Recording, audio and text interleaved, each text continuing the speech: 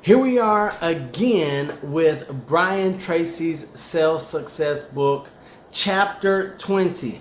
I'm so excited. Hopefully you guys can see the excitement. I'm not thrilled with the title, but I am thrilled with the subject matter. The title of this chapter is Manage Your Time Effectively. Now, I am a student of Darren Hardy, and he believes that time cannot be managed. So we're not managing time, we're actually managing emotion, but everything else in here is spot on. So thumbs up to you, Brian Tracy. Darren Hardy, all of you who are time management, but more importantly than time management, productivity mastery. On the topic of time management versus productivity mastery, look up productivity mastery in some of my videos. You'll find a class that I present. Shameless plug, I know, but it is very important. I believe that it is a fantastic teaching, not only because I delivered it, but I'm learning from and I'm practicing those skills and techniques here. So I'm going to read directly from Brian Tracy, as I've been doing throughout this entire 20 chapters so far.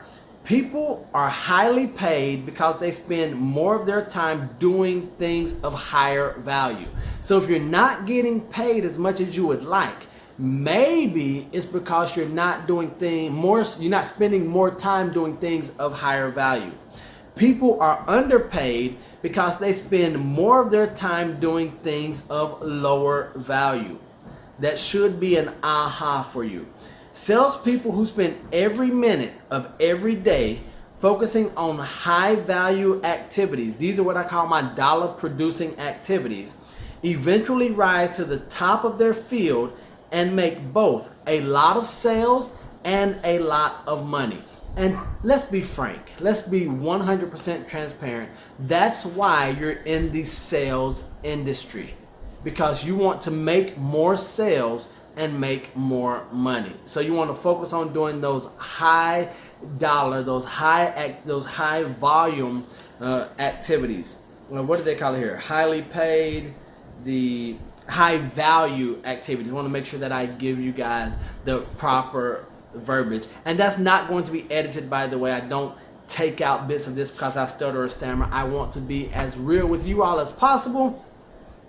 Practice the Pareto principle. You probably heard, I know you've heard of the Pareto principle, 80-20 rule, 20-80 rule, whatever you want to call it. This principle says that 80% of the value of what you do comes from 20% of your activities. So what 20% of your activities, of the activities that you're currently doing, are yielding 80% of your results? If you don't know, that's step number one. You have to find out what your high value activities are, or your dollar producing activities, your DPAs. Find out what those are. So I'm going to tell you, if you're in sales, my all-knowing mind, I'm going to tell you what your job description is right now in any type of sales that you do.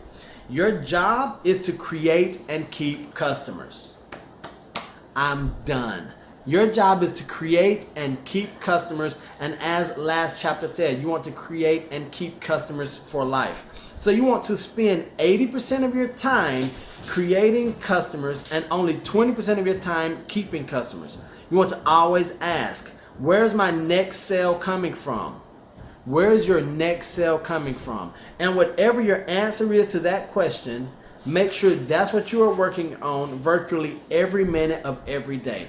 Where is your next sale coming from? If that's going to be from referral source, that's what you need to spend every minute of every day working on. If it's going to be through some other means, through some other avenue, that's what you should be working on every minute of every day. Therefore, spend 80% of your time prospecting and presenting.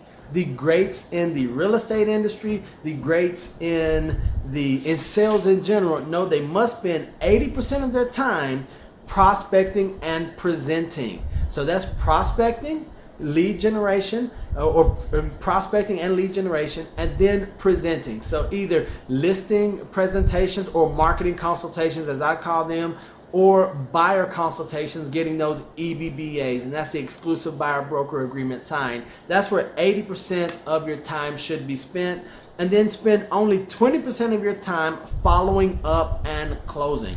Always asking yourself, where's your next sale coming from? You don't want to mix them up. And I have a couple of things in the book, hopefully it will show up, highlighted in red or underlined in red. And this one is key for each of us. And I say us because I'm a student of this as well. You want to keep your focus on prospecting and presenting.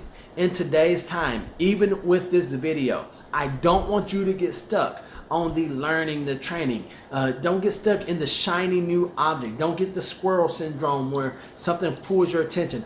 Prospecting and presenting is what's going to yield the majority of your results. And if you're not prospecting and presenting virtually every minute of every day, you're not going to reach the best goals that you could. So you want to get better at what you do.